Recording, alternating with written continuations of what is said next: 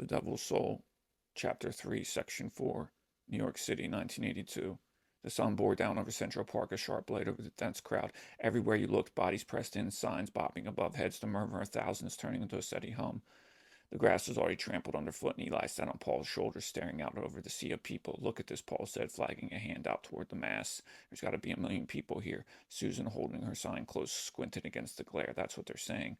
Paul shifted Eli's weight, adjusting his grip. The kid was quiet, eyes wide, taking in the noise and movement. Folk music floated up from a group nearby, the strumming of guitars, the sounds of chanting, and the occasional burst of laughter. A man passed by, handing out daisies, carnations. He offered one to Susan, and she stuck the yellow daisy behind her ear without a word. Eli tapped Paul on the head. What are they saying? Paul craned his neck back slightly, trying to look up at Eli. They're saying no more nukes. Susan glanced over. And no more war. Eli nodded like he understood, but he just kept looking around. Nearby, a couple started chanting louder, their voices joining the larger war. No more war. No more war. The chant caught on, rippling through the mast until everyone around had taken it up. Paul grinned at Susan. You hear that? You feel it?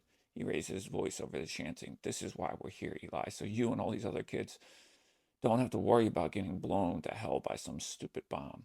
Eli just gripped Paul's hair a little tighter as they moved with the crowd. Susan glanced at Paul, then turned to face the front, keeping pace with the swaying bodies.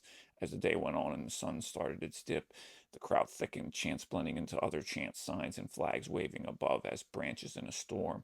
Paul lifted his small duff flag, holding it above for a few moments before letting it down, maybe this time, muttering. Susan just kept her eyes ahead, the daisy still stuck behind her ear, drooping now. The heat. Chapter 3, Section 5, Ohio.